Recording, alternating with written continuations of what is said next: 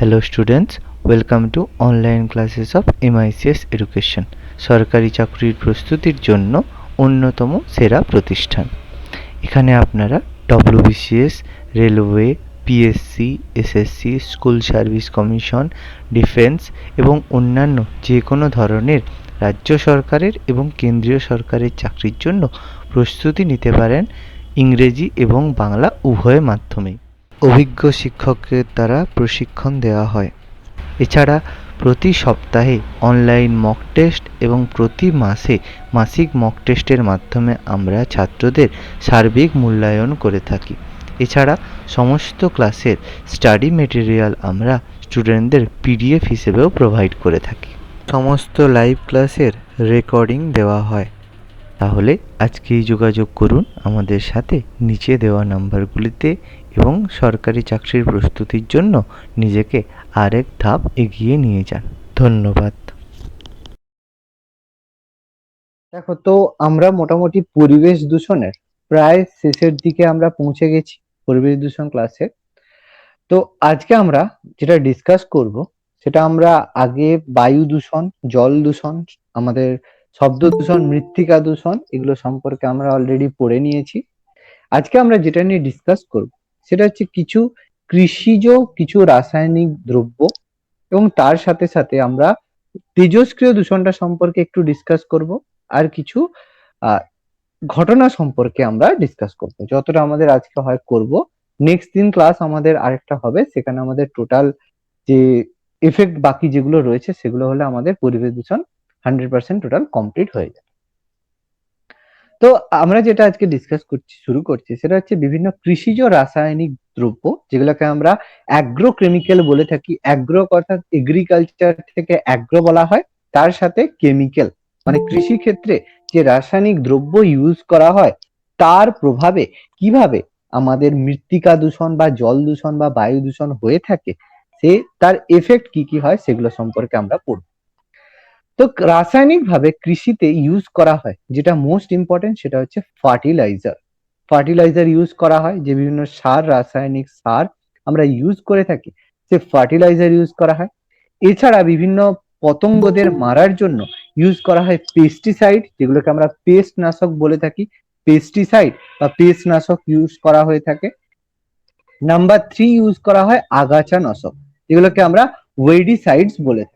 তাহলে 3 ধরনের আমরা এগুলা ইউজ করে থাকি, যেগুলো বিভিন্ন ভাবে আমাদের এতে কৃষিজ ক্ষেত্রে এরা আমাদের হচ্ছে পরিবেশ দূষণের সাথে যুক্ত। এদেরকে আমরা কৃষিজ রাসায়নিক বা যাদেরকে আমরা বলি অ্যাগ্রোকেমিক্যাল, এই কথাটাই বললাম, কৃষিজ রাসায়নিক বা অ্যাগ্রোকেমিক্যাল বলে থাকি আমরা এদেরকে। তাহলে এই বস্তুগুলা কি করে, যেমন ভাবে মাটি দূষিত হয় সেরকম ভাবে এই বস্তুগুলা একদিক থেকে মৃত্তিকা দূষণের সাথেও জড়িত, আবার জলের দূষণের সাথেও জড়িত। কারণ কি, প্রবল যখন বর্ষা হয় তখন কৃষি ক্ষেত্রে যে দূষিত পদার্থ মিশ্রিত জল থাকে সেগুলো নালার মাধ্যমে পুকুর এবং নদীতে এসে মিশে যায় এবং জল দূষণ ঘটিয়ে থাকে। তাহলে আমি বলেছিলাম আগেই যে দূষক যেসব পদার্থগুলো হয় সেগুলো কখনো একটা কোনো দূষণের সাথে যুক্ত থাকে না। যেমন বায়ু দূষণ, জল দূষণ, মৃত্তিকা দূষণ, এরা কিন্তু টোটালি ইন্টার কানেক্টেড থাকে নিজেদের মধ্যে, অর্থাৎ একটা দূষণ আরেকটা দূষণের সাথে কিন্তু একদম কমপ্লিটলি যুক্ত অবস্থাতে থাকে। এবার আমরা ডিসকাস করব এই যে পেস্টিসাইড, আগাছানাশক এরা রয়েছে, এদের কিছু এক্সাম্পল যেগুলো আমাদের এক্সামে এসে থাকে সেগুলো সম্পর্কে আমরা ডিসকাস করব। যে কিছু পেস্টিসাইডের উদাহরণ, কিছু ফার্টিলাইজারের উদাহরণ, কিছু আগাছানাশকের উদাহরণ, এগুলো আমরা একটু ডিসকাস করব, যেগুলো আমাদের কম্পিটিটিভে ডাইরেক্ট জানতে চায় এক্সামে, যে এটা এক ধরনের ফার্টিলাইজার, এটা এক ধরনের পেস্টিসাইড, না এটা এক ধরনের ওয়েডিসাইডস, এটা আমাদের জানতে চাই। তো পেস্টিসাইড যেগুলো আমি অলরেডি একটু আগে ডিসকাস করলাম, পেস্টিসাইড তার কিছু এক্সাম্পল বিভিন্ন ধরনের পেস্ট নাশক বা পতঙ্গনাশক হলো DDT, dichlorodiphenyl trichloroethane, BHC, benzene hexachloride, endrin, aldrin, malathion, parathion এবং কার্বামেট। এরা আমাদের বিখ্যাত কিছু পেস্টিসাইড যেগুলো আমরা বিভিন্ন ক্ষেত্রে ইউজ করে থাকি। কিছু ফার্টিলাইজার যেগুলো আমরা এগ্রিকালচার বা কৃষিতে ব্যবহার করে থাকি, তার মধ্যে ইম্পর্টেন্ট হচ্ছে ইউরিয়া সার, অ্যামোনিয়া সার, গোবর গ্যাস, মিশ্র সার এবং সবুজ সার, যেগুলো আমরা বিভিন্ন ফার্টিলাইজার হিসেবে ব্যবহার করে থাকি। এছাড়া বিভিন্ন আগাছানাশক বা ওয়েডিসাইডস আমরা ইউজ করে থাকি। ওয়েডিসাইডস যেগুলো কিছু এক্সাম্পল আমাদের রয়েছে 2,4-D, 2,4,5-D, এই ধরনের কিছু ওয়েডিসাইডস আমাদের কাছে রয়েছে যেগুলো আমরা ইউজ করে থাকি বিভিন্ন কৃষি ক্ষেত্রে। এবার আমরা ডিসকাস করব কিছু বিপজ্জনক বর্জ্য পদার্থ নিয়ে, যেগুলোকে আমরা হ্যাজার্ডাস ওয়েস্টস বলে থাকি। যে কিছু বর্জ্য পদার্থ থাকে যেগুলো মানুষ সহ বিভিন্ন প্রাণীদের ক্ষতি সাধন করে থাকে বা ক্ষতি করা থাকে, তাদেরকে আমরা বিপজ্জনক বর্জ্য বা ডেঞ্জারাস ওয়েস্টেজ বা হ্যাজার্ডাস ওয়েস্টেজ বলতে পারি। তাহলে সেগুলো জেনারেলি কি হয়, বিভিন্ন শিল্পে বিভিন্ন যেসব পেস্টিসাইড বা যেসব কীটনাশক ইউজ করা হয়, যেমন আমরা বলতে পারি ডিডিটি, বিএসসি, অল্ড্রিন, আমরা এগুলো এক্সাম্পল একটু আগেই বললাম, এগুলো বা বিভিন্ন ফাঞ্জিসাইড যেগুলোকে আমরা ছত্রাকনাশক, ফাঞ্জিসাইড বা ফাঙ্গিসাইডও বলতে পারি, ফাঙ্গিসাইড বা ফাঞ্জিসাইড, যেগুলো আমাদের ইউজ করা হয় বিভিন্ন ফাঙ্গাস বা ছত্রাককে বিনষ্ট করতে, যেমন হচ্ছে বোরোডক্স মিক্সচার এবং কপার সালফেট, এগুলোকে ইউজ করা হয় আমরা ছত্রাকনাশক হিসাবে। কিছু আগাছানাশক বা হার্বিসাইড আমরা ইউজ করে থাকি, যেগুলো যে 2,4-D, DNOC, যেগুলো আমরা ইউজ করে থাকি বিভিন্ন আগাছানাশক হিসেবে। আমরা একটু আগেই এগুলো সম্পর্কে ডিসকাস করলাম, আগাছানাশক ওয়েস্টিসাইডস। কিছু রোডিন্টিসাইড বলা হয়, যেগুলো হচ্ছে আর্সেনিকের ট্রাইঅক্সাইড, বেরিলিয়াম কার্বনেট এবং জিঙ্ক ফসফাইড, এদেরকে একসাথে আমরা রোডান্টিসাইডও বলে থাকি।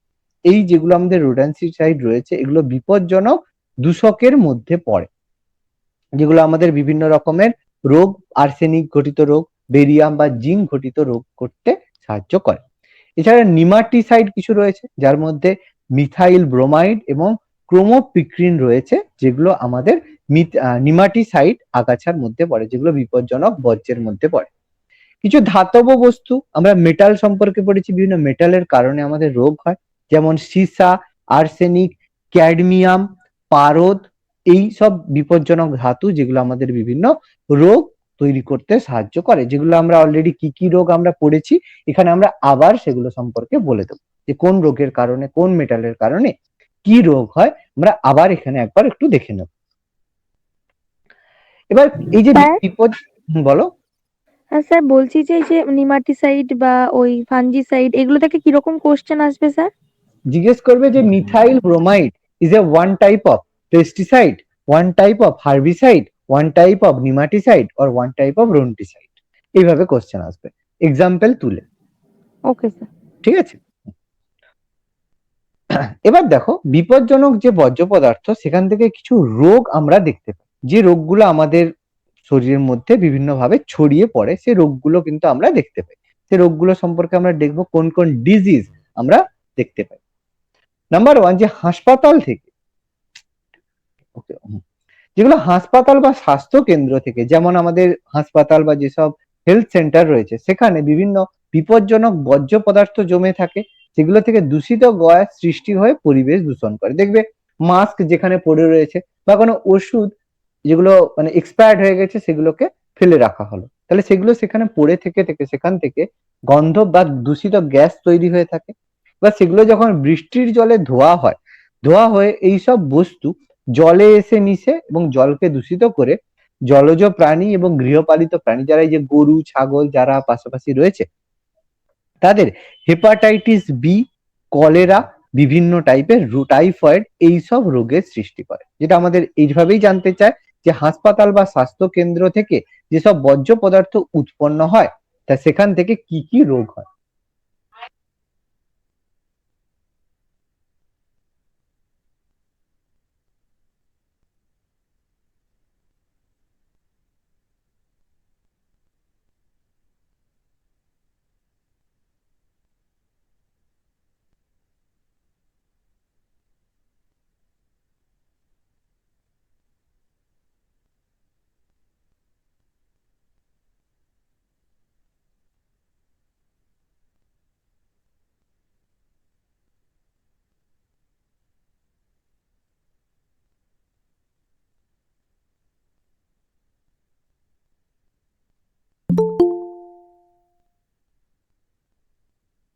স্যার কিছু বলছেন?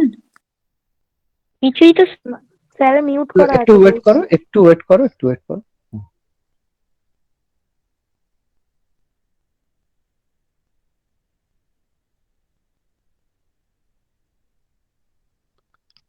ওকে। তো এই হাসপাতাল বা স্বাস্থ্য কেন্দ্র থেকে যেসব বর্জ্য পদার্থগুলো তৈরি হয়ে থাকে তা সেগুলোর কারণে যে রোগ হয় হেপাটাইটিস বি, কলেরা, টাইফয়েড এই ধরনের রোগ। এবার আর্সেনিক দূষণের কথা আমরা অলরেডি পড়েছি। আর্সেনিক মাটির সাথে মিশে বিভিন্নভাবে আর্সেনিক দূষণ ঘটিয়ে থাকে। সেই জল পান করলে আমাদের আর্সেনিকোসিস, ব্ল্যাকফুট ডিজিজ, মিজ রেখা এই ধরনের রোগ কিন্তু দেখতে পাওয়া যায়, যেটা আমরা অলরেডি এটা সম্পর্কে পড়েছি।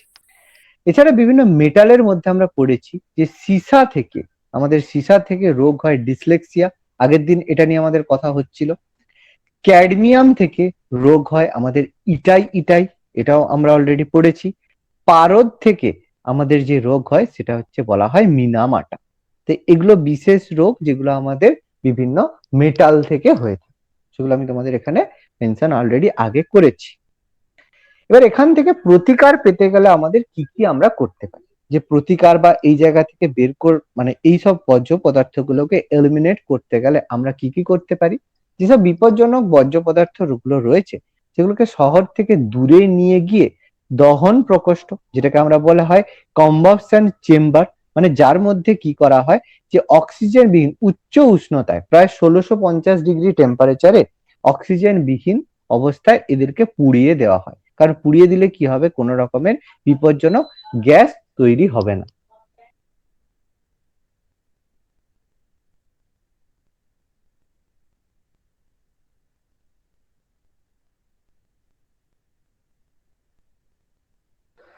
এবার দেখো কিছু কিছু জিনিস রয়েছে যেমন হচ্ছে কাগজ, টিন, অ্যালুমিনিয়াম, প্লাস্টিক, পলিথিন, এই যেসব পদার্থগুলো রয়েছে সেগুলোকে আমরা কি করতে পারি, রিসাইক্লিং করতে পারি। রিসাইক্লিং মানে পুনরায় এদেরকে ব্যবহার করার মতো অবস্থায় আনতে পারি। অর্থাৎ এদেরকে কি করা হয়, রিসাইক্লিং পদ্ধতির মাধ্যমে আমরা এগুলোকে আবার ব্যবহারযোগ্য করতে পারি। তাহলে সেগুলো কি কি হবে, যেমন কাগজকে বেশি করা হয় না একটাই কারণে, কাগজ হচ্ছে খুব সহজেই বায়োডিগ্রেডেবল হয়ে যায়, আমরা আগের ক্লাসে এটা সম্পর্কে পড়েছি। কিন্তু বিশেষ করে প্লাস্টিক, টিন এগুলোকে আমরা যেহেতু বায়োডিগ্রেডেবল নয় সেই জন্য পলিথিন, প্লাস্টিক এদেরকে কি করা হয়, রিসাইক্লিং পদ্ধতিতে আবার পুনরুৎপাদন করা যায়। আর যেসব বর্জ্য পদার্থগুলো কম ক্ষতিকারক হয়ে থাকে অর্থাৎ কম হার্মফুল হয়ে থাকে তাদেরকে কি করা হয়, মাটিতে পুঁতে কম্পোস্ট সার বা জৈব সার হিসেবে তৈরি করা হয়ে থাকে। কম্পোস্ট সার বা জৈব সার হিসেবে তাদেরকে তৈরি করা হয়। এবার কিছু কঠিন বর্জ্য পদার্থকে যে নিয়ন্ত্রণের এই যে পদ্ধতিগুলো বললাম সেই পদ্ধতিগুলোকে একটু ভালোভাবে আমাদেরকে এক্সপ্লেন করা রয়েছে।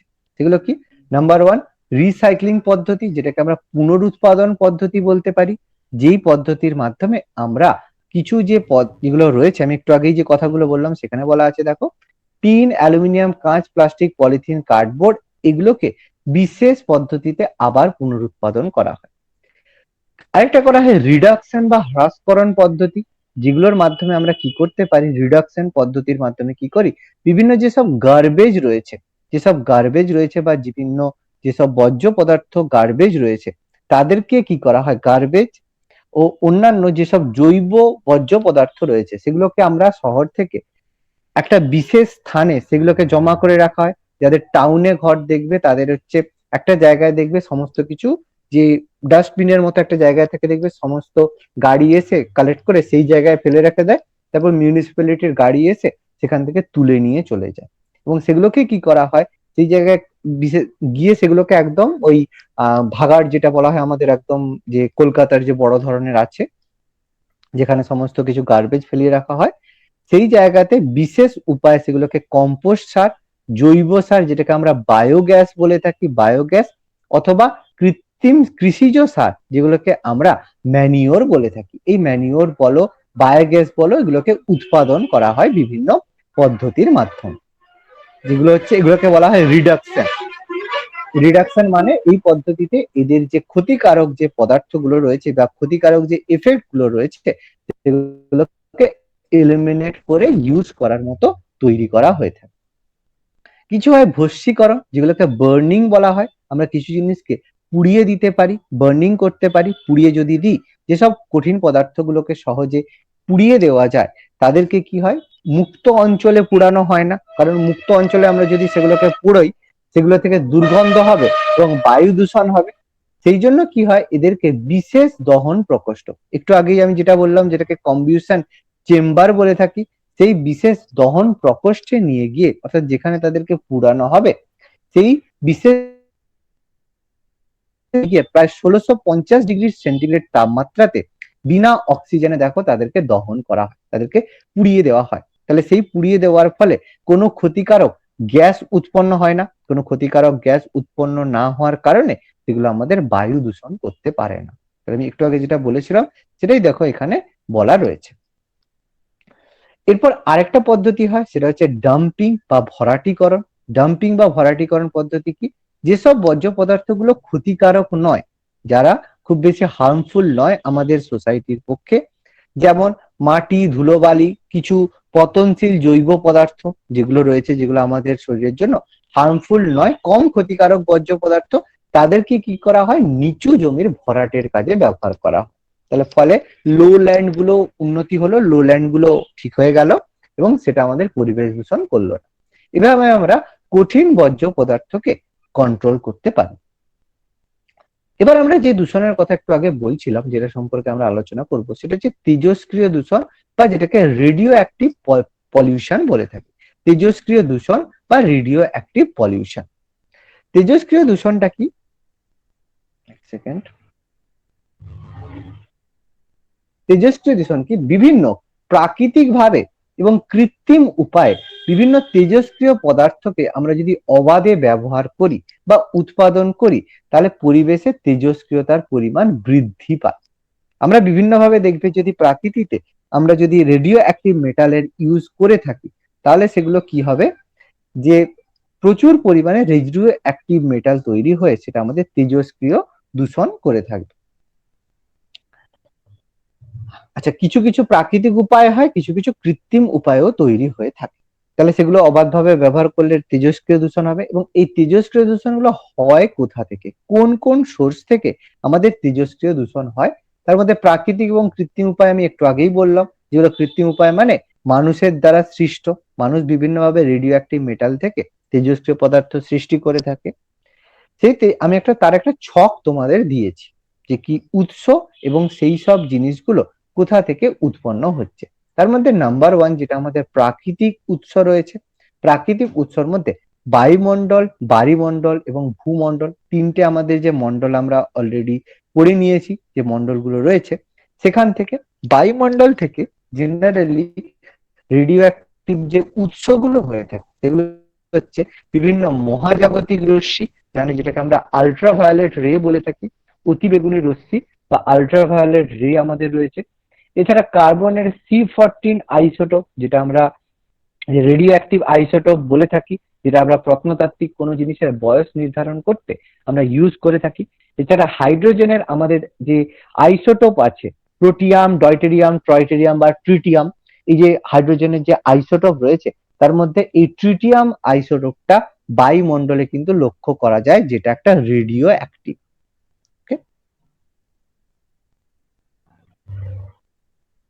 এছাড়া আমাদের বায়ুমণ্ডলে আমাদের রেডিয়াম, আমাদের যে মৌল, আমাদের রেডিয়াম যে তেজস্ক্রিয় মৌল 226, এইগুলো একটু মনে রাখবে। মানে আমাদের এই যে 226, আমি যেগুলো অন্তত হাইলাইট করছি সেগুলো একটু মনে রাখার চেষ্টা করবে। রেডিয়ামের আইসোটোপ 226 আর 228, এই দুটো একটু মনে রাখতে হয়। কার্বনেরটা একটু মনে রাখতে হয়, হাইড্রোজেনেরটা মনে রাখার মতো কিছুই নেই, কারণ হাইড্রোজেনেরটা সহজে মনে থাকবে। রেডিয়ামে 226, 200 আইসোটোপ। আর রোডন, রোডনটা আমাদের খুব বেশি আসে না কোনো জায়গাতে, কিন্তু রেডিয়ামটা আমাদের মনে রাখতে হয়, তার কারণ রেডিয়ামটা একটু ইম্পর্টেন্ট হয়ে থাকে। এছাড়া ইউরেনিয়ামের 235, ভেরি ভেরি ইম্পর্টেন্ট। ইউরেনিয়ামের 235 আইসোটোপ। বেরিয়ামের 142, ক্রিপ্টন, মানে helium, neon, argon, krypton, xenon, radon. আমরা আমাদের হচ্ছে যে এক গ্যাস রয়েছে, নোবেল গ্যাস, যেটাকে আমরা হচ্ছে কি বলি, নিষ্ক্রিয় গ্যাস, তাই তো? সেই নিষ্ক্রিয় গ্যাসের মধ্যে সবচেয়ে ক্রিপ্টন যেটা হয় সেটা রেডিও অ্যাক্টিভ হয়। বেরিয়ামটা হয়, দরকার হবে না, আমরা এই কয়েকটা আমি মার্ক করছি যেগুলো, সেগুলো একটু আমাদের মনে রাখার চেষ্টা করবে, এদের ভর সংখ্যাগুলো, এগুলো এদের ভর সংখ্যা হয়, একটু মনে রাখার চেষ্টা করবে। এছাড়া মানুষদের দ্বারা সৃষ্ট যে বায়ু দূষণ গুলো হয়ে থাকে, মানে মানুষের ফলে, মানুষের দ্বারা সৃষ্ট যে তেজস্ক্রিয় দূষণ গুলা হয়ে থাকে, তার মধ্যে কি পারমাণবিক বিস্ফোরণ, বিভিন্ন পারমাণবিক বিস্ফোরণের কারণে আমাদের রেডিও অ্যাক্টিভিটি হয়ে থাকে। তার মধ্যে ইউরেনিয়ামের 235, স্ট্রনসিয়াম, সিজিয়াম, প্লুটোনিয়াম, এগুলো খুবই হার্মফুল হয়ে থাকে। এগুলো আমরা জানি যে হিরোশিমা নাগাসাকিতে পরমাণু বিস্ফোরণের সময় এই ধরনের রে উৎপন্ন হয়েছিল। তার মধ্যে সবচেয়ে হার্মফুল যেটাকে আমরা বলে থাকি সেটা হচ্ছে স্ট্রনসিয়াম 19, কারণ এই স্ট্রনসিয়াম 19 এর এফেক্ট কিন্তু খুবই দীর্ঘস্থায়ী হয়। মানে কেউ যদি কারো অস্থি মজ্জার মধ্যে, আমাদের যদি হাড়ের মধ্যে যদি স্ট্রনসিয়াম বেশি পরিমাণে স্টোর হয়, তার লিউকোমিয়া মানে ব্লাড ক্যান্সার হতে পারে, অস্থি টিউমার মানে তোমার মানে মানে বোনের মধ্যে যে টিউমার সেটা হয়, এবং মহিলাদের ক্ষেত্রে প্রজননিক অস্বাভাবিকতা দেখা যায়, মানে যে বাচ্চা তৈরি হওয়ার সময় তার মধ্যে যে অ্যাবনর্মাল বেবি যেটা হয় সেগুলো তৈরি হয়, ফলে এর ফলে সে বাচ্চা যেটা তৈরি হয় অ্যাবনর্মাল বাচ্চা হওয়ার সম্ভাবনা খুব বেশি থাকে। এই জন্য স্ট্রনসিয়াম 19 পরমাণু বিস্ফোরণের সবচেয়ে ক্ষতিকারক মেটাল হিসাবে স্ট্রনসিয়ামকে আমরা বলে থাকি। ইউরেনিয়াম আমরা ইউজ করে থাকি, ইউরেনিয়াম বেশি থাকে, কিন্তু স্ট্রনসিয়াম সবচেয়ে ক্ষতিকারক। এই জন্য স্ট্রনসিয়ামটা একটু মনে রাখবে, যদি কোশ্চেন পরীক্ষায় দিয়ে থাকে কোনো একটা জায়গায় যে সবচেয়ে ক্ষতিকারক রেডিও অ্যাক্টিভ মৌল কোনটি, তাহলে মনে রাখবে স্ট্রনসিয়াম। ওকে। এছাড়া নিউক্লিয় পাওয়ার প্ল্যান্ট, যেখান থেকে আমাদের পারমাণবিক চুল্লি বলা হয়, আমাদের বর্তমানে পরমাণু বিদ্যুৎটাকে যথেষ্ট ফোকাস করা হচ্ছে, তার একটাই কারণ প্রচুর পরিমাণে সেখান থেকে আমরা তৈরি করতে পারি, প্রচুর পরিমাণে পরমাণু বিদ্যুৎ থেকে আমরা তৈরি করতে পারি, সেই কারণে বর্তমানে পারমাণবিক চুল্লি ইউজ করা হচ্ছে। বেরিয়ামের 142 এই আইসোটোপটাকে ইউজ করা হয়। এছাড়া ল্যান্থিয়ামের 142 এটাকে ইউজ করা হয়, এতটা ইম্পর্টেন্ট নয়। আর প্লুটোনিয়াম 239, এগুলো সবসময় থাকে আমাদের নিউক্লিয় পাওয়ার প্ল্যান্টের মধ্যে। আচ্ছা, এখানটা নেমে গেছে, হয়ে যাবে। ওকে, হ্যালো স্যার, বলো বলো বলছিলাম বলো। সবগুলোই কি স্যার মনে রাখতে হবে? না, সবগুলো মনে রাখতে হবে না, এই জন্য আমি বলছি যেগুলো যেগুলো আমি একটু মার্ক করে দিচ্ছি, দেখো আমি কালারে মার্ক করেছি, দেখতে পাচ্ছ তো? স্ট্রনসিয়াম মার্ক করেছি, ইউরেনিয়ামের জাস্ট 235টা মার্ক করেছি, রেডিয়ামের 226 আর 228। আমি দেখো সব আমি মার্ক একদমই করিনি, তাই না? সব মার্ক করিনি, যেগুলো যেগুলো মার্ক করেছি সেগুলো পড়লেই হবে, তার বেশি পড়ার দরকার নেই। ওকে, আমি জন্য টার্ম মানে কিছু কিছু বেছে দিয়েছি যেগুলো দেখো মনে রাখা খুব বেশি চাপের হবে না। ওকে। এছাড়া স্যার নিউক্লিয়াস, নিউক্লিয়ার পাওয়ার বলো বলো। প্ল্যান্টের ওইটার কি, নিউক্লিয়ার পাওয়ার প্ল্যান্টের হুম। কোনটা মনে রাখবো? কোনটা মনে রাখবে? ইউরেনিয়াম মনে রাখবে। ইউরেনিয়াম হচ্ছে বেসিক, মানে সবই বেরোয় এর মধ্যে স্পেসিফিক ভাবে। যে এখানে প্লুটোনিয়ামটা মনে রাখবে, প্লুটোনিয়ামটা একটু বেটার থাকে, এখানে প্লুটোনিয়ামটা মনে রাখার চেষ্টা করবে।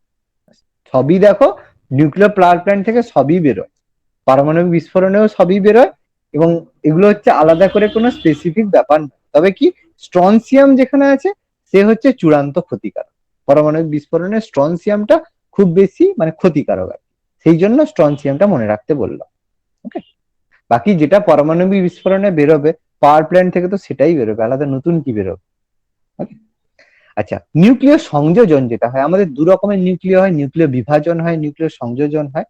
নিউক্লিয় সংযোজনের সময় উৎপন্ন হয় হাইড্রোজেনের ভারী ধাতু ট্রিটিয়াম, এবং এর ফলে প্রচুর পরিমাণে তাপ উৎপন্ন হয়, এবং আমরা জানি যে সূর্যের যে এত পরিমাণ তাপের উৎস সেটা কিন্তু নিউক্লিয় সংযোজন। আমাদের যদি সায়েন্স 11-12 কারো থেকে 9-10 থেকে থাকে, তাহলে একটা ছিল যে নিউক্লিয় সংযোজনের পূর্বে নিউক্লিয় বিভাজন করা বাধ্যতামূলক, পড়েছিল কেউ, মনে আছে? হ্যাঁ স্যার। কি কি ছিল, কারণ কি ছিল দেখি? প্রচুর পরিমাণে ওই তাপ নির্গত হয়। বাহ, ভেরি গুড। প্রচুর পরিমাণে তাপ উৎপন্ন লাগে নিউক্লিয় সংযোজনের ক্ষেত্রে, সেই তাপ একমাত্র নিউক্লিয় বিভাজনের মাধ্যমেই তৈরি করা সম্ভব, অন্য কোনো ভাবে তৈরি করা সম্ভব নয়। বলো, ফিশন আর ফিউশন, ভেরি গুড। নিউক্লিয় ফিউশন আর নিউক্লিয়ার ফিশন। একদম ইংলিশ টার্মগুলো অ্যাভয়েড করছিলাম, তোমরা জানলে খুবই ভালো। Nuclear fission, nuclear fusion. আচ্ছা,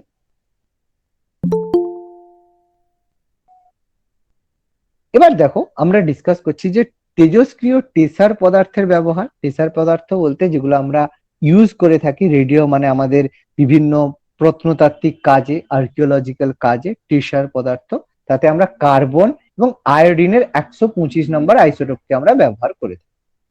তেজস্ক্রিয় আকরিকের প্রক্রিয়াকরণ, তেজস্ক্রিয় যে আকরিক থাকে সেই আকরিক গুলোকে ইউজ করার জন্য আমরা ইউজ করে থাকি এগুলো। ইউরেনিয়ামের 238, এখানে শুধু এটা মনে রাখি, ইউরেনিয়ামের 238টাকে মনে রাখি, বাকি আমাদের লাগবে না। থোরিয়াম টোরিয়াম এগুলো অতটা লাগবে না।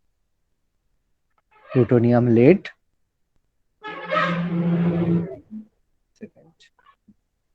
এগুলো এত লাগবে না, ব্যাস। ওকে,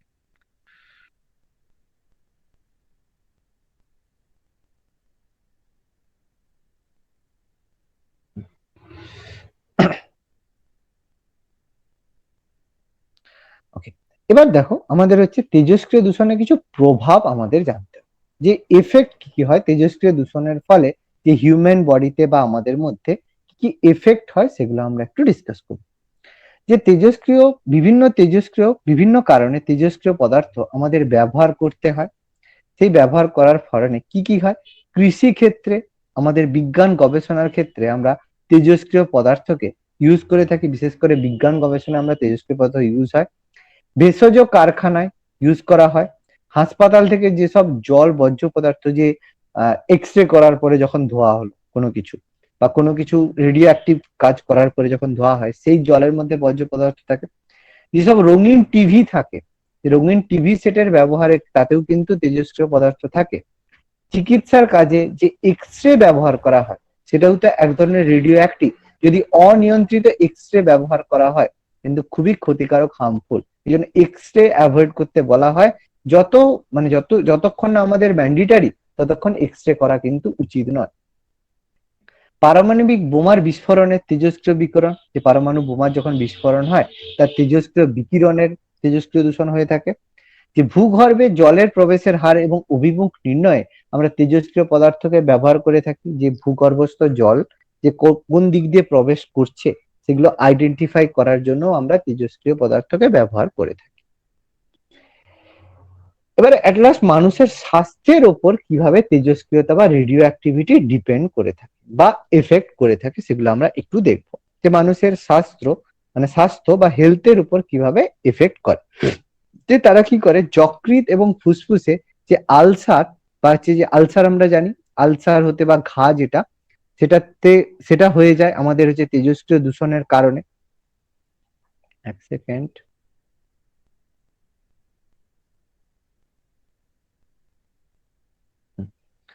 এছাড়া আমরা বলতে পারি, এছাড়া তেজস্ক্রিয় পদার্থের ফলে কি হয়, আমাদের দেহকোষে মিউটেশন ঘটতে পারে। মিউটেশন মানে অভিযোজন ঘটতে পারে। এর ফলে আমাদের স্কিন, অস্থি এবং জরায়ুতে ক্যান্সার তৈরি। বলবে স্যার অভিযোজন তো ভালো জিনিস, অভিযোজন কি খারাপ জিনিস? অভিযোজন তো ভালো জিনিস। তাহলে ক্যান্সার কেন বলছে? ক্যান্সার জিনিসটা কি? What is cancer? ক্যান্সার হচ্ছে অনিয়ন্ত্রিত বিভাজন। মানে তোমাকে বলা হচ্ছে যে প্রত্যেক দিন তোমাকে একটা কাজ দেওয়া হলো, প্রত্যেক দিন তুমি যে বলা হলো তুমি প্রত্যেক দিন আমাকে 5টা করে একটা খাতায় হচ্ছে মানে কোনোদিন আমাকে 5টা করে কোনো একটা জিনিস বিস্কিট বানিয়ে আমাকে 5টা করে প্রত্যেক দিন দেবে। এবার তুমি ভালো 5টা করে দিবে বলছো, কারণ 5জন তোমার লোক আছে, যে 5জন লোক খায় 5টা করে বিস্কিট। এবার তোমাকে 5টা বললো, তোমার বিস্কিট বানাতে গিয়ে এত ভালো লাগলো তুমি 5টার জায়গায় 500টা করে প্রত্যেক দিন বানালে। আজকে 500টা বানালে, তারপর দিন 5000টা বানিয়ে দিলে, তারপর দিন 5 লাখটা বানিয়ে দিলে। তাহলে যে লোকটা বানাতে দিয়েছিল তোমাকে, সে কি হবে? বলবে এতগুলো বানিয়েছিস, নষ্ট হবে। তার মানে কোনো জিনিস যদি বেশি হয়ে যায়, আনকন্ট্রোল গ্রোথ হয়ে যায়, তার ফলে কিন্তু আমাদের ক্যান্সার হয়ে থাকে। ক্যান্সার আর কিছুই নয়, ক্যান্সার হচ্ছে আনকন্ট্রোল গ্রোথ অফ দ্য সেলকে ক্যান্সার বলা হয়। ফলে তেজস্ক্রিয় পদার্থের ফলে যে বডির মধ্যে যে কোষ থেকে কোষের যে উৎপন্ন হয় সেটা কিন্তু আর কন্ট্রোলে থাকে না। এর ফলে আমাদের বডির বিভিন্ন পার্টে ক্যান্সার তৈরি হয়। এছাড়া এতে বান্ধাত্ব হয়, বন্ধ্যাত্ব আমরা জানি, স্মৃতিশক্তি হাত হয়, স্নায়ু বৈকল্য হয়, স্নায়ু হচ্ছে মানে বিকল হয়ে যায় এর কারণে। এছাড়া আমাদের থাইরয়েড গ্রন্থি অস্বাভাবিকভাবে বৃদ্ধি হয়, থাইরয়েড গ্রন্থির বৃদ্ধি হয় অস্বাভাবিকভাবে আমাদের রেডিও অ্যাক্টিভিটির কারণে, আমাদের মাঝে মাঝে এটা জানতে চায়। আর হচ্ছে পেশি দুর্বল হয়ে যায়, পেশিতে শিথিলতা দেখা যায়, দৃষ্টিশক্তি হ্রাস হয়, বিভিন্ন স্কিন ক্যান্সার আমরা দেখতে পাই, তার মধ্যে অ্যাটোফি, ইরাথিমিয়া এবং রঞ্জক পরিবর্তন, মানে স্কিনের কালার চেঞ্জ হয়েছে, এগুলো রঞ্জক পরিবর্তন। স্কিন আমাদের, আচ্ছা স্কিনের কালার ডিপেন্ড করে কোন এলিমেন্টের উপর, কেউ বলতে পারবে? Skin colour melanin. Sir melanin. Melanin ক্ষরণের উপর। মেলানিনের যদি বেশি হয় ফর্সা হবে, তাই তো? না কালো হবে? কালো কালো। হবে, বাহ, ভেরি গুড। মেলানিন যদি বেশি ক্ষরণ হয় তাহলে আমাদের বডি কিন্তু কালো হবে। এবং এই মেলানিন ক্ষরণটা ডিপেন্ড করে কার উপর, বলতে পারবে? দেখি কার কতটা আইডিয়া আছে।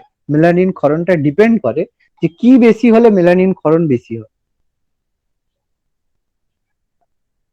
যদি আমাদের সূর্য রশ্মি আমাদের বডিতে ডাইরেক্ট পড়ে বা বেশি পড়ে তাহলে আমাদের কিন্তু মেলানিন হবে। এই জন্য দেখো আফ্রিকান যেসব কান্ট্রি গুলো রয়েছে সেগুলো সরাসরি নিরক্ষরেখার উপর অবস্থিত, এই জন্য ওখানে সূর্যরশ্মি লম্বভাবে পড়ে, ওদের দেহ দেখো কালো হয় মেলানিন সংশ্লেষ বেশি হওয়ার জন্য। এবার যত আমরা ইউরোপের দিকে যাব তত দেখবো সেখানে লোকের গায়ের রং ফর্সা হয়, কিন্তু কি হয় তাদের বডি কিন্তু খসখসে হয়, কারণ ওখানে মেলানিন মানে মেলানিন কম হয়। এই জন্য দেখবে ইউরোপিয়ান কান্ট্রিতে বেশি স্কিন ক্যান্সার দেখা যায়, কিন্তু আফ্রিকান কান্ট্রিতে কোনো কিছু স্কিন ক্যান্সার দেখা যায় না। তার মানে যাদের বডির কালার কালো তাদের কিন্তু স্কিনের ডিজিজ খুব কম হয়ে থাকে। আর যত বেশি ইউজ করবে ফর্সা হওয়ার জন্য তত স্কিনের উপর কিন্তু বেশি এফেক্ট করবে। বিশেষ করে মহিলাদের ক্ষেত্রে একটু টেন্ডেন্সি থাকে তো যে এই ক্রিম মাখবো, দেখতে ভালো লাগবে, তো ইউজ করবে দেখে শুনে, যেগুলো খুব কম হার্মফুল হবে। করতে হবে ইউজ, বুঝতে পারি, কিন্তু তবুও ইউজটা একটু সবাই দেখে শুনে করবে। আচ্ছা, এবার দেখো আমরা তেজস্ক্রিয় দূষণ নিয়ন্ত্রণ করার জন্য আমরা বিভিন্ন পদ্ধতি ইউজ করি। তার মধ্যে কিছু হবে প্রযুক্তিগত পদ্ধতি, টেকনোলজিক্যাল আমাদের উন্নতি করতে হবে, যে উন্নত প্রযুক্তির সাহায্যে আমরা কি করব, যে সঞ্চিত স্থানের মাটিতে তড়িৎ প্রবাহ করে যে সক্রিয় পদার্থ, যেসব তেজস্ক্রিয় পদার্থ রয়েছে সেগুলোকে কাঁচ বা সিরামিকে রূপান্তরিত করে দেব। যদি কাঁচ বা সিরামিকে আমরা এগুলোকে ট্রান্সফার করে দিই তাহলে সেই তেজস্ক্রিয় পদার্থগুলো মুক্ত হয়ে মাটিতে মিশতে পারবে না, ফলে কাঁচ তৈরি হয়ে গেলে সেগুলো মাটিতে রয়ে যাবে। তার মানে এগুলো আমাদের উচ্চ প্রযুক্তির সাহায্যে কোনো জায়গায় মাটিতে আমরা তেজস্ক্রিয়তার পরিমাণ ডিটেক্ট করে আমরা সেগুলোকে কন্ট্রোল করতে পারি। এছাড়া আমরা কি করতে পারি, তেজস্ক্রিয় পদার্থ যখন ইউজ করব তখন তেজস্ক্রিয় প্রতিরোধী বর্ম ব্যবহার করব, মানে যেগুলোকে আমরা বলি যে তেজস্ক্রিয় কোন যে স্যুট বলা হয় সেই স্যুট ইউজ করব।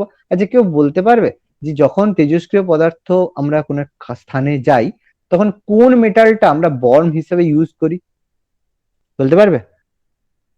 দেখি কোন মেটালটাকে আমরা ইউজ করি অ্যাজ এ বর্ম হিসেবে আমরা ইউজ করে থাকি, কোন মেটাল, মানে যেটা তেজস্ক্রিয়তাকে প্রতিরোধ করে, বলতে পারবে?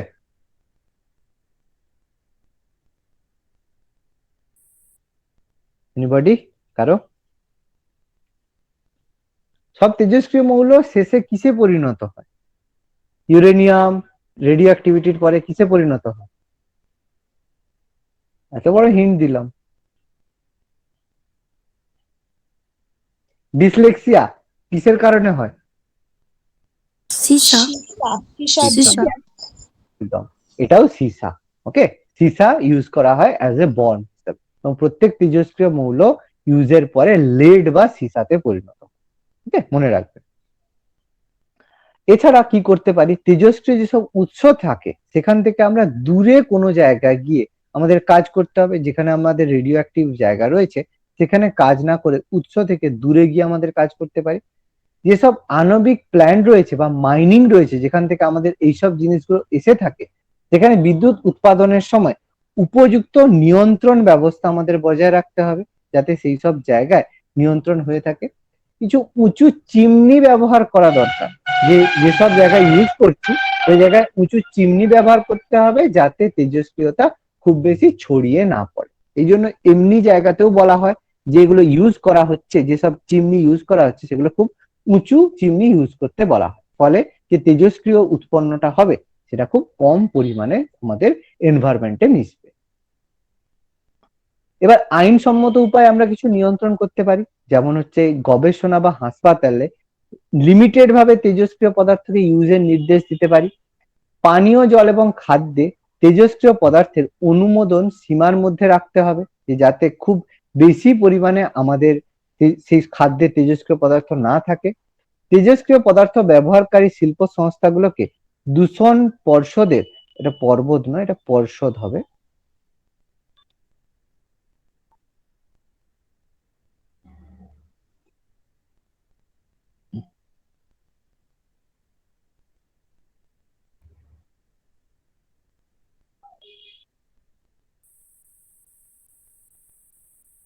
আচ্ছা পর্ষদ আর পেট কাটা মনে হয়নি কেন?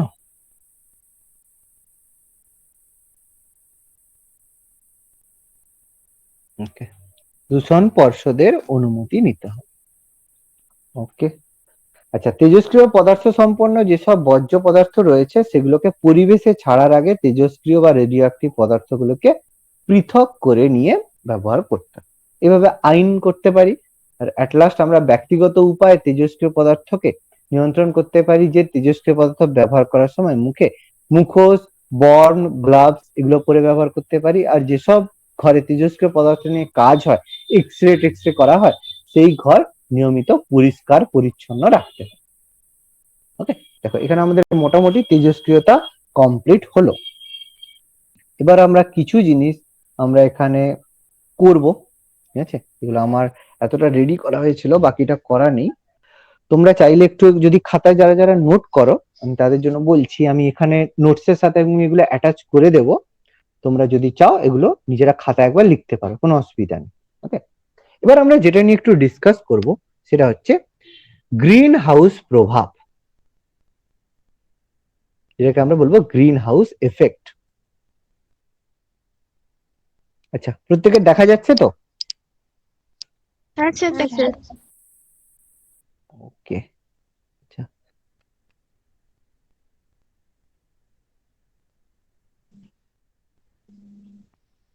আচ্ছা, তো জুম সাফিসিয়েন্ট আছে, কোনো অসুবিধা নেই, জুম করতে হবে না, অসুবিধা নেই তো? দেখে নাও, ক্লিয়ার দেখা যাচ্ছে? হ্যাঁ স্যার। হ্যাঁ স্যার। ওকে, দেখো গ্রিন হাউস প্রভাব বা গ্রিন হাউস এফেক্ট সম্পর্কে আমরা কিছু জিনিস আলোচনা করব। তো প্রথমেই একটা কথা আমাদের মধ্যে আসবে যে গ্রিন হাউস বলতে আমরা কি বুঝি, যে হোয়াট ইজ গ্রিন হাউস। কি হয় জেনারেলি শীত প্রধান দেশে অঙ্কুরিত বীজের অর্থাৎ চারা গাছের বৃদ্ধির জন্য একটা কাঁচের ঘর ব্যবহার করা হয়। মানে অরিজিনালি কি করা হয়, একটা কাঁচের ঘর ব্যবহার করা হয়। সেই যেহেতু শীত প্রধান দেশ রয়েছে, তো সেই জায়গায় আমরা কম পরিমাণে, মানে সেই জায়গায় যেহেতু হিট বা তাপের পরিমাণ খুব কম থাকে, সেই জন্য তাপকে কালেক্ট করার জন্য, তাপকে সংরক্ষণ করার প্রয়োজন। এবং আমরা জানি যে পৃথিবী আমাদের একটা গ্রিন হাউস ঘরের গ্যাসের মতো, গ্রিন হাউসের মতো কাজ করে। কারণ কি, যে কাঁচের মধ্যে যেমন কি হয়, একটা তাপ যদি আমাদের মানে কাঁচের ঘরে প্রবেশ করে, ঢোকার সময় তার তরঙ্গ দৈর্ঘ্য কম থাকে, কিন্তু যখন সে বেরিয়ে যেতে চায় তখন তার কিন্তু তরঙ্গ দৈর্ঘ্য বেড়ে যায়। ফলে যে পরিমাণ হিট আমাদের মানে এতে পৌঁছয়, মানে প্রবেশ করে, ততটা কিন্তু বেরিয়ে যেতে পারে না। এর ফলেই কিন্তু উষ্ণায়ন হয়ে থাকে। এবং এই গ্রিন হাউস বলতে কি, শীত প্রধান দেশে কি করা হয়, যেসব চারা গাছের বৃদ্ধির জন্য কি করা হয়, কাঁচের ঘর ব্যবহার করা হয়।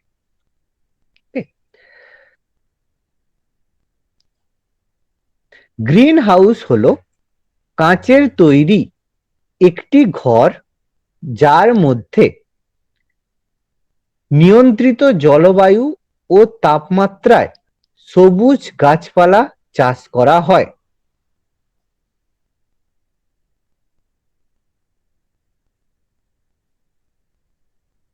দেখো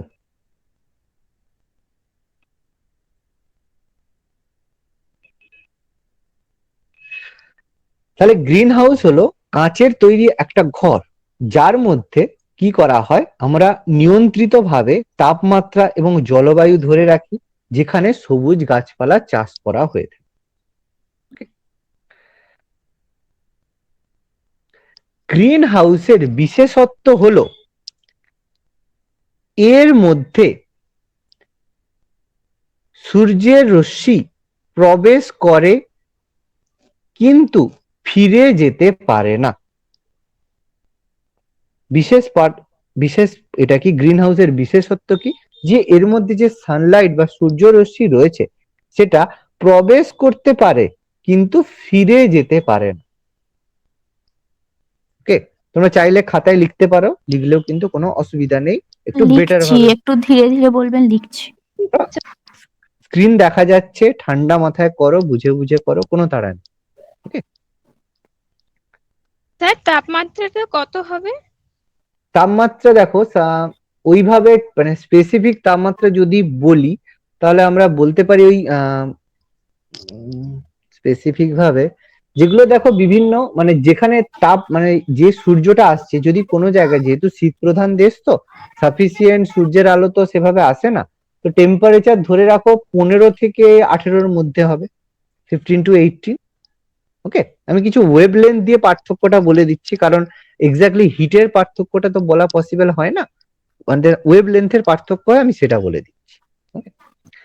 দেখো এখানে বলছি, দেখো এই কাঁচের মধ্যে ক্ষুদ্র তরঙ্গ দৈর্ঘ্য সূর্য রশ্মি প্রবেশ করে, কিন্তু স্যার স্যার বিকিরণের কাচের মাধ্যমে মধ্যে তো, স্যার কাচের মধ্যে তো, কিন্তু হুম, কাচের মধ্যে বলছেন, কাচের মধ্যে আচ্ছা, তো। কাঁচ কাঁচ কাঁচ, আচ্ছা এটা হচ্ছে কাঁচই বলেছি, টাইপটা গাছ হয়ে গেছে। ওকে, এই কাঁচের মধ্যে ক্ষুদ্র তরঙ্গ দৈর্ঘ্যযুক্ত সূর্যরশ্মি প্রবেশ করে, কিন্তু বিকিরণের মাধ্যমে বৃহৎ তরঙ্গ দৈর্ঘ্যে পরিণত হয়। বৃহৎ না করে এটা করতে পারো ভালো হবে, দীর্ঘ দীর্ঘ তরঙ্গ দৈর্ঘ্যে পরিণত হয়।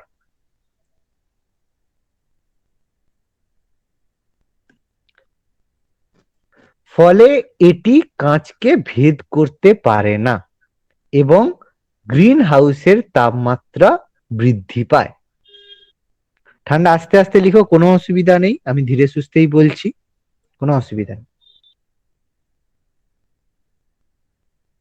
এবার আমি এখানে তোমাদের তরঙ্গ দৈর্ঘ্যটা একটু বলে দিচ্ছি যে কতটা বাড়ে। যে দীর্ঘ তরঙ্গ দৈর্ঘ্যে যে পরিণত হয় সেটা হচ্ছে গ্রেটার দেন চিহ্ন, এইটা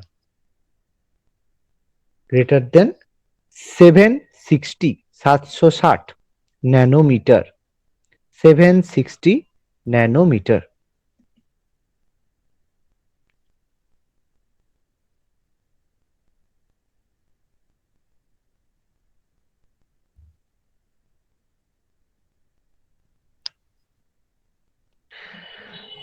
ওকে, এই তরঙ্গ দৈর্ঘ্যে পরিণত হয়, ফলে আর বেরোতে পারে না। ওকে,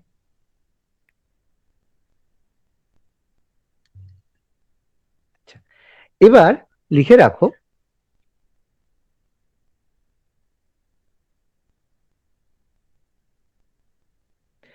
পৃথিবীর বায়ুমণ্ডলে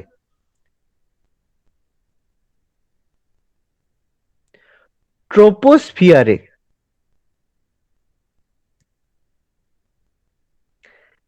কার্বন ডাই অক্সাইড, জলীয় বাষ্প ও ওজোন গ্যাস গ্রিন হাউসের মতো ব্যবহার হয়। তাহলে গ্রিন হাউস গ্যাসের মধ্যে মোস্ট ইম্পর্টেন্ট যেটা হচ্ছে কার্বন ডাই অক্সাইড, জলীয় বাষ্প এবং ওজোন গ্যাস, এটাকে আমরা গ্রিন হাউস গ্যাস বলি, যেটা জেনারেলি কাজ করে বায়ুমণ্ডলের কোন স্তরে, বলতে হবে ট্রপোস্ফিয়ারে। কারণ এই স্টেজেই আমাদের বায়ুর ঘনত্ব সবচেয়ে বেশি থাকে এবং এফেক্টেড হয়ে থাকে। সিএফসি হবে না? সিএফসি পরে হবে, সিএফসিটা অন্য জিনিস, ক্লোরোফ্লুরোকার্বন গ্রিন হাউসের প্রভাবে যেটা হয়, সিএফসি তো অ্যাটমসফিয়ারে থাকে না, সিএফসি আমাদের এই যে রেফ্রিজারেটর, গাড়ি, এগুলো থেকে উৎপন্ন হয়ে যায়, কিন্তু অ্যাটমসফিয়ারে থাকে কি জিনিস? অ্যাটমসফিয়ারে কি সিএফসি থাকে? অ্যাটমসফিয়ার না। সিএফসি এখান থেকে উৎপন্ন। ওকে, সিএফসির কথা আমরা অবশ্যই বলবো। সিএফসি আমাদের যে ওজোন হোল তৈরি করে, সেখানে সিএফসি কাজে লাগে। গ্রিন হাউসের মধ্যে সিএফসি নয় কিন্তু। ওকে, বলছি দেখো। আচ্ছা,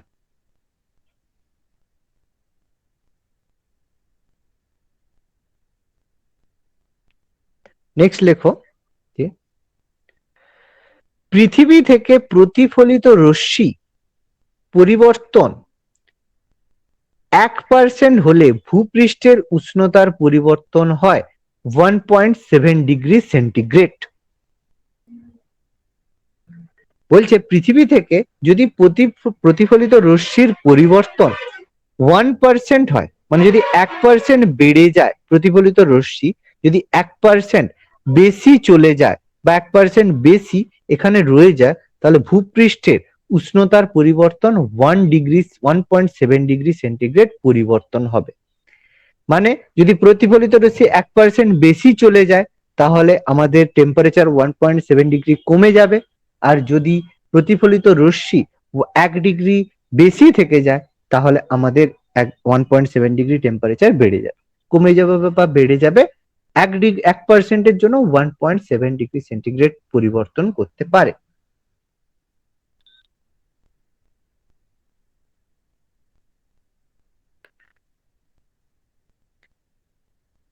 এটা মোটামুটি সবার লেখা হয়েছে। হ্যাঁ স্যার, বলছি স্যার লাস্টেরটা পৃথিবী থেকে প্রতিফলিত রশ্মির পরিবর্তন 1% বেশি হলে ভূপৃষ্ঠের উষ্ণতার পরিমাণ 1.7 ডিগ্রি সেন্টিগ্রেড। একদম, কারণ যদি বেশি প্রতিফলিত রশ্মি 1% বেশি চলে যায়, টেম্পারেচার 1.7 ডিগ্রি কমে যাবে। প্রতিফলিত রশ্মি যদি 1% বেশি এখানে রয়ে যায়, তাহলে টেম্পারেচার 1.7 ডিগ্রি বেড়ে যাবে।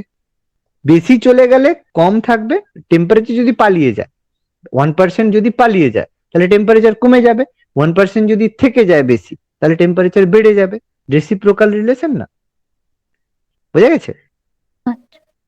ওকে, এবার হেডিং করো ভূপৃষ্ঠে আপতিত সূর্যলোকের বিভিন্ন অবস্থা।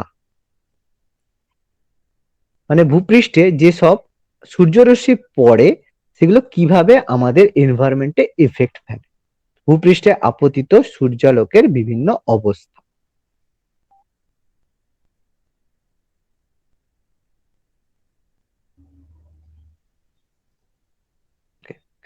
নাম্বার 1 লেখো, আপতিত সূর্যালোকের প্রায় 34% ভূপৃষ্ঠ থেকে প্রতিফলিত হয়ে মহাশূন্যে ফিরে যায়। যে পরিমাণ সূর্যরশ্মি পৃথিবীতে পড়ে আপতিত সূর্যালোকের প্রায় 34%, প্রায় 34%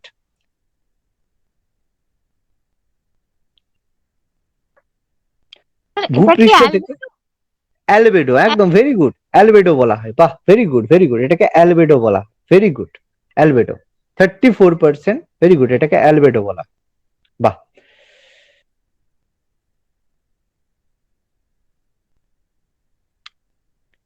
নেক্সট, আপতিত আলোকরশ্মির প্রায় 42% বায়ুমণ্ডল, স্থলভাগ ও সমুদ্র দ্বারা শোষিত হয়।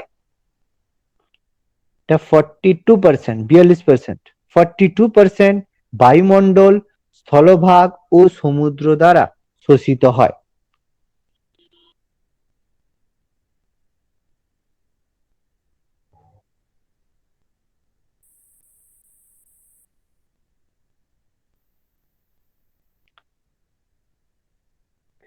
নেক্সট লিখবে আপতিত আলোকরশ্মির প্রায় 23% জলকে বাষ্পে পরিণত করার জন্য এবং জলীয় বাষ্পকে জলচক্রের মধ্যে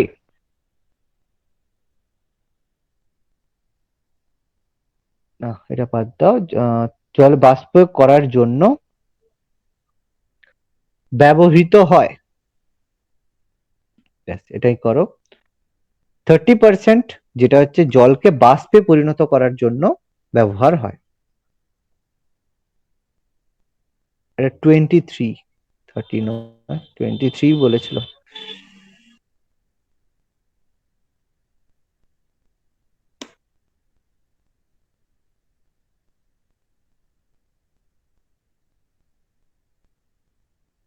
ওকে, আর লাস্ট লিখবে উদ্ভিদের খাদ্য তৈরিতে তথা সালোক সংশ্লেষে ব্যয় হয় 0.023%, খুব কম। পার্সেন্টেজ গুলো একটু মনে রাখবে। এর মধ্যে 34%টা মোস্ট ইম্পর্টেন্ট, যেটাকে আমরা বললাম অ্যালবেডো, একদম কারেক্ট বলেছো। আর সালোক সংশ্লেষে ব্যবহৃত হয় 0.23%। এই দুটো আমাদের এমসিকিউ তে কোশ্চেনে জিজ্ঞেস করে থাকে।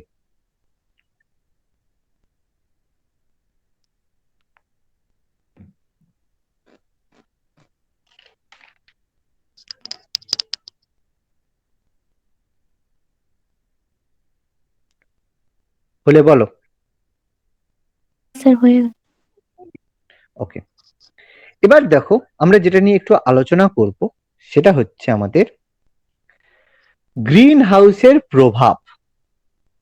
গ্রিন হাউসের ফলে আমাদের কি কি প্রভাব লক্ষ্য করা যায় সেগুলো সম্পর্কে আমরা ডিসকাস করব, যে গ্রিন হাউসের কি কি প্রভাব আমরা দেখতে পাই।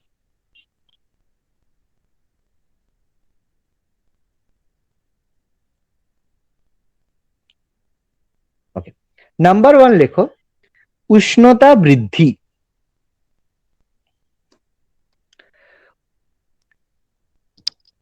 স্যার আগেরটাও তো গ্রিন হাউসের প্রভাব হলো।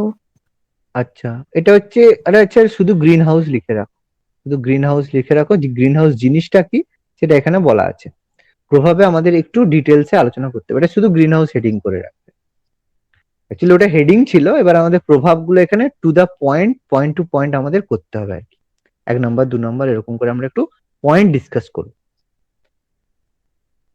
আচ্ছা, লিখবে যে কার্বন ডাই অক্সাইড, ওজোন এবং জলীয় বাষ্পের কারণে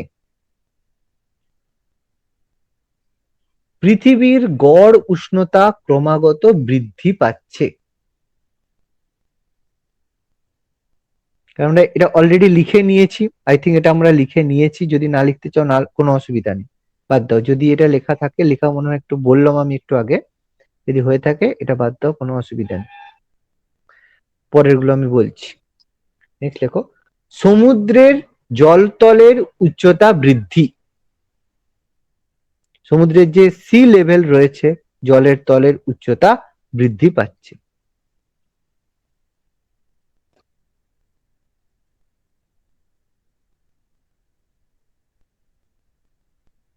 এখানে লিখে রাখো যে গ্রিন হাউসের প্রভাবে ভূপৃষ্ঠের তাপমাত্রা বৃদ্ধির সাথে সাথে মেরু অঞ্চলের বরফ বেশি মাত্রায় গলছে। ফলে সমুদ্রের জলতলের উচ্চতা 4 ফুট থেকে 10 ফুট বেড়েছে।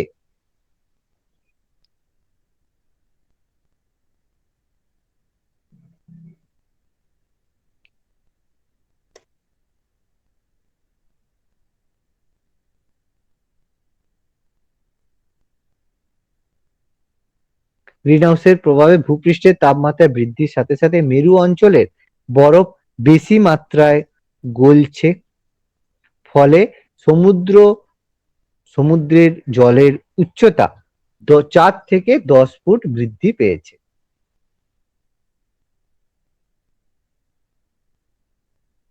নেক্সট লিখবে এখানে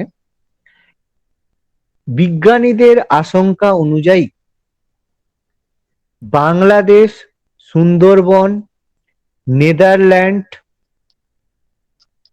মিশর, ক্যালিফোর্নিয়া শহরগুলি খুব তাড়াতাড়ি সমুদ্র গর্ভে চলে যাবে। যেগুলো আমাদের খুব বেশি লো ল্যান্ড রয়েছে, এবং এর মধ্যে নেদারল্যান্ডস তো আমরা জানি অলরেডি সমুদ্রের নিচে অবস্থান করে, এবং সমুদ্রের নিচে থাকার জন্য ওরা হচ্ছে চারদিকে বাঁধ দিয়ে ইউজ করে, এবং এই কারণে আমাদের বিজ্ঞানীদের আশঙ্কা অনুযায়ী খুব তাড়াতাড়ি এই শহরগুলো হয়তো মানে এই শহর বা এই দেশগুলো সমুদ্রের তলে চলে যাওয়ার সম্ভাবনা রয়েছে।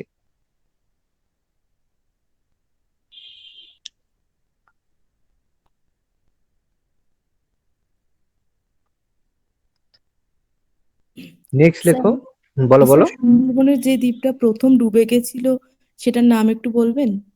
কি দ্বীপ বলো তো এর জন্য? হ্যাঁ, উম, এই জলস্তর বৃদ্ধির জন্য। কোন দ্বীপ প্রথম ডুবেছিল? হ্যাঁ, জানা নেই তো। আমি এরপর দিন দেখে বলে দেবো, আমারও মনে নেই। দাঁড়াও। গ্রিন হাউসের প্রভাবে ডুবে যাওয়া প্রথম দ্বীপ দেখে নিচ্ছি।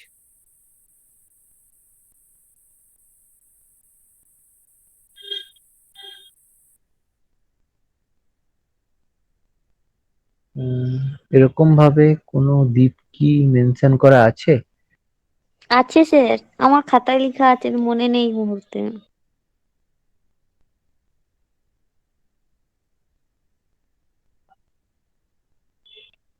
এই বুকটাতে কিছু কি বলেছিল এরকম? স্যার লোহাচড়া অথবা ঘোড়া মরা এরকম কিছু একটা, কিন্তু আমার হ্যাঁ ঠিক হ্যাঁ হ্যাঁ, এই দুটোর মধ্যে যে কোনো একটা হবে, লোহাচোরা মনে হয়। নাহলে লোহাচোরা। আচ্ছা, না এটা আমি তো শুনিনি এইভাবে কোশ্চেন কখনো। হতে পারে, না হওয়ার কিছু না, আমি এটা শুনিনি কোনোদিন। স্যার লোহাচোরাই হবে। আচ্ছা ঠিক আছে, নেক্সট ওরা লেখো। বলো বলো বলো কি বলছো? আচ্ছা নেক্সট লেখো। জলচক্রের পরিবর্তন। জলচক্রের পরিবর্তন সেভাবে কিছু নয়, যে জাস্ট লিখবে যে গ্রিন হাউসের প্রভাবে যে সৌর মানে আমাদের সমুদ্র, বায়ুমণ্ডল, বায়ুমণ্ডল এবং ভূপৃষ্ঠের মধ্যে যে জলচক্র রয়েছে সেটার পরিবর্তন হচ্ছে। মানে যদি জলচক্র পরিবর্তন হয়ে যায় তাহলে ঠিক সময়ে বৃষ্টি হবে না, ঠিক সময়ে বন্যা মানে সব এটা হবে না, ফলে চাষবাস ব্যাহত হবে, অতিবৃষ্টিতে বন্যা হবে, খরা হবে, এরকম দেখা যাবে জলচক্রের পরিবর্তন। স্বাস্থ্যের ওপর প্রভাব। স্বাস্থ্যের ওপর প্রভাব পড়বে, সেখানে আমরা লিখতে পারি যে গ্রিন হাউসের প্রভাবে ম্যালেরিয়া, ডেঙ্গু, পিঠ জ্বর, হাঁপানি, অ্যালার্জি, বিভিন্ন রোগের প্রকোপ বাড়বে। বলতে পারি যে টেম্পারেচার পরিবর্তন হলে আমাদের ওয়েদার চেঞ্জ যেরকম হয়, ওয়েদার চেঞ্জের যেসব ডিজিজ গুলো হয়ে থাকে সেগুলো হবে। জাস্ট পয়েন্ট গুলো করে রাখলেই হবে, অসুবিধা নেই। বাস্তুতন্ত্রের ওপর প্রভাব। আমাদের যে বাস্তুতন্ত্র ইকোলজি সিস্টেম রয়েছে সেখানে প্রভাব, যেসব প্রাণী কম টেম্পারেচারে বাঁচতে অভ্যস্ত তাদের ডেথ হবে, ফলে বাস্তুতন্ত্র ব্যাহত হবে। বনাঞ্চলের ওপর প্রভাব। বনাঞ্চল কমবে, বনাঞ্চল যেগুলো বন রয়েছে সে বনগুলোতে বিভিন্ন প্রজাতি বা উপজাতি ধ্বংস হবে, ফলে ধীরে ধীরে বন ধ্বংস হয়ে যাবে, বনাঞ্চলের উপর প্রভাব। মরুভূমির ওপর প্রভাব। যেসব প্রাণী মরুভূমির উপর ডিপেন্ড করতো, টেম্পারেচার যদি হিউজ বেড়ে যায় তারা অভিযোজিত না হয়ে তাদের মৃত্যু হতে পারে। তুষার মণ্ডলের ওপর প্রভাব, সেটা আমি একটু আগেই বললাম যে আমাদের যে বলো এই যে যে মেরু প্রদেশে যেগুলো তুষার রয়েছে সেই জায়গাগুলো গলে গিয়ে সমুদ্রতলের উষ্ণতা বৃদ্ধি পাবে। সমুদ্র উপকূলের ওপর প্রভাব। যে আমাদের সমুদ্র উপকূল অঞ্চলের যে জলের তাপমাত্রা, জলের যে উচ্চতা যদি বৃদ্ধি পায়, ফলে সেই জায়গায় যে এখানে বলতে পারি যে জলোচ্ছ্বাস, সুনামি দেখা দেবে, বা সুন্দরবন এলাকাতে এর কারণে হচ্ছে যে ক্ষতিগ্রস্ত হয়েছে দেখা যাবে বেশি। স্যার এগুলো তো সব জিওগ্রাফিতেই আছে। হ্যাঁ সেটাই তো বলছি, নতুনত্ব আর কি আছে বলতো, সবই তো গ্রিন হাউসে আছে। এখানে যেটা হচ্ছে মোস্ট ইম্পর্টেন্ট, আমি এরপর একটা টেবিল করে দিচ্ছি, এটা তোমাদের জন্য সবচেয়ে ইম্পর্টেন্ট ব্যাপার। সেটা হচ্ছে ছক করে দিচ্ছি একটা, এটা তোমাদের বুঝতে একটু সুবিধা হবে। দেখো এটা ছক করবে, এখানে লিখবে বিভিন্ন গ্রিন হাউস গ্যাস আর এদিকে লিখবে পৃথিবীর গড় উষ্ণতা বৃদ্ধিতে ভূমিকা। এটা আমাদের মোস্ট ইম্পর্টেন্ট টেবিলের মধ্যে পড়বে, যে গ্রিন হাউস গ্যাস গুলো কিভাবে আমাদের টেম্পারেচারের উপর এফেক্ট করছে সেটা আমাদের জানতে হবে। Number 1, carbon die oxide. পৃথিবীর উষ্ণতা বৃদ্ধিতে যার অবদান রয়েছে 49%, 49%।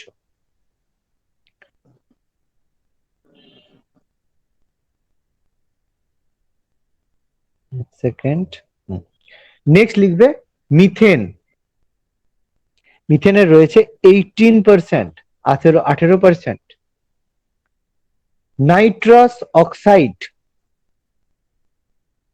এর পার্সেন্টেজ রয়েছে 0.6%, 0.6%।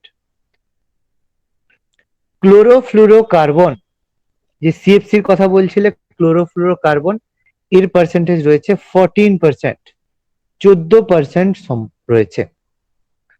আর এট লাস্ট আমরা বলবো জলীয় বাষ্প ও অন্যান্য গ্যাস, এর রয়েছে 13%।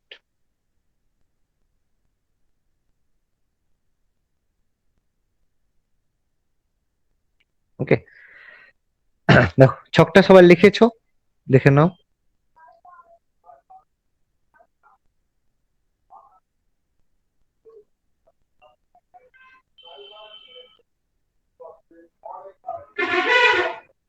লেখা হয়ে গেছে। ওকে, স্যার একটা কোশ্চেন জিজ্ঞাসা করব। বলো বলো বলো। স্যার, দহন প্রকোষ্ঠে অক্সিজেন বিহীন কোন গ্যাস ব্যবহার করা হয়? অক্সিজেন বিহীন অন্য কোনো গ্যাস তো ইউজ করা হয় না, অক্সিজেনের অনুপস্থিতিতেই তো করা হয়, ওখানে কোনো গ্যাস তো ইউজ করা হয় না। কি করে বর্জ্য পদার্থগুলোকে মানে নষ্ট করা হয়? অ্যাকচুয়ালি ওখানে দেখো যে আমাদের যে ইউজ হয়, দেখবে যে আমাদের যে অক্সিজেনের উপস্থিতিতে দহন কি হয় না, দহন অক্সিজেনের উপস্থিতিতেও কিন্তু দহন হয়, যেগুলোকে আমরা মনে করো সেই যে কার্বন মনোক্সাইড যে তৈরি হয় অক্সিজেনের মানে আংশিক দহনে হয়, এবং অক্সিজেনের অনুপস্থিতিতেই কিন্তু ওগুলোকে দহন করা হয়। এবং সেগুলোতে আমরা বলতে পারি যে ম্যাগনেসিয়াম কিছুটা ইউজ করা হয়, কিন্তু পার্টিকুলার কোনো গ্যাস কিন্তু ইউজ করা হয় না। ম্যাগনেসিয়ামের দহন কিন্তু অক্সিজেনের অনুপস্থিতিতেই হয়ে থাকে, কিন্তু পার্টিকুলারলি কোনো গ্যাস কিন্তু ইউজ করা হয় না। ঠিক আছে? হ্যাঁ স্যার, ওকে। আচ্ছা, এবার আমরা একটু আর কি বলতে পারি এখানে।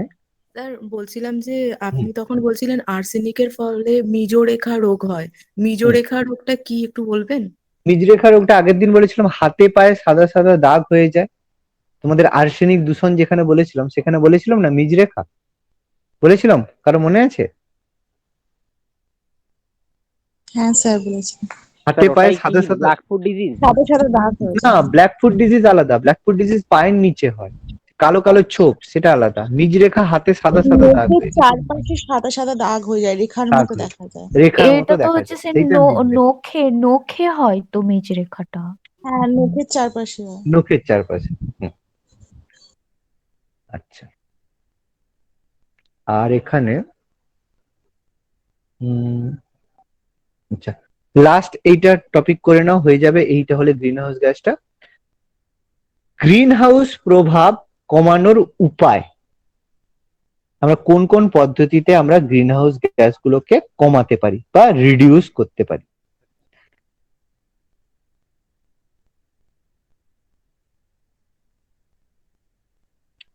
ওকে, নাম্বার 1,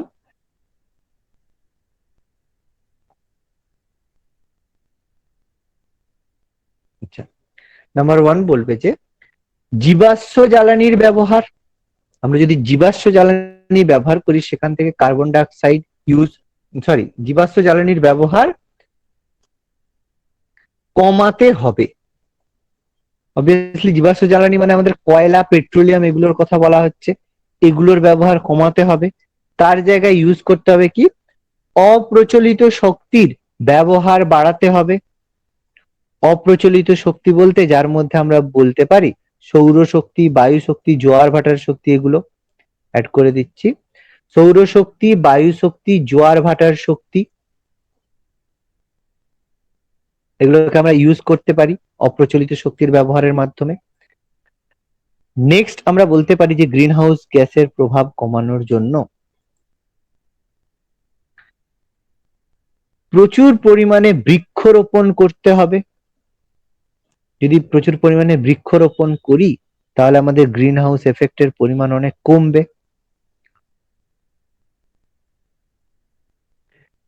ক্লোরোফ্লুরোকার্বনের উৎপাদন এবং ব্যবহার আইন করে বন্ধ করতে হবে, যেটা সম্ভব নয়, কারণ এখন ফ্রিজ ছাড়া কারো চলবে না। সিএফসি ব্যবহার কমানোর কথা বলতে হবে। গ্রিন হাউস প্রভাবের কুফল সম্পর্কে জনগণকে সচেতন করতে হবে, সেটা তো সব সময় সবকিছুতেই কমন। আর এট লাস্ট স্থিতিশীল উন্নয়নের এজেন্ডা 21 সবাই যাতে মেনে চলে সে বিষয়ে নজর রাখতে হবে। এবার এই এজেন্ড 21 এটা আমাদের একদম শেষ ক্লাসের বিষয়বস্তু হবে, সেখানে আমরা পরিবেশ বাঁচাও আন্দোলন, চিপকো আন্দোলন, সেগুলো সম্পর্কে একটু ডিসকাস করব, যে আন্দোলনগুলো হয়েছিল। এখানে এজেন্ড 21 এর ব্যাপারে আমরা পরের দিন ক্লাসে ডিসকাস করব। দেখো এখানে আমাদের গ্রিন হাউসটা টোটাল টপিকটা কমপ্লিট। বলো, কারো কোনো কোশ্চেন?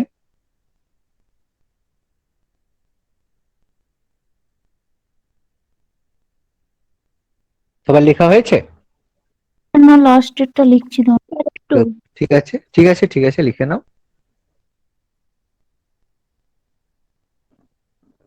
ধন্যবাদ ভিডিওটি দেখার জন্য। আমাদের ভিডিওটি কেমন লাগলো অবশ্যই কমেন্ট বক্সে জানাবেন, এবং পরবর্তী ক্লাসের এই ধরনের ভিডিও পেতে অবশ্যই আমাদের চ্যানেল MICS এডুকেশন সাবস্ক্রাইব করবেন। ধন্যবাদ।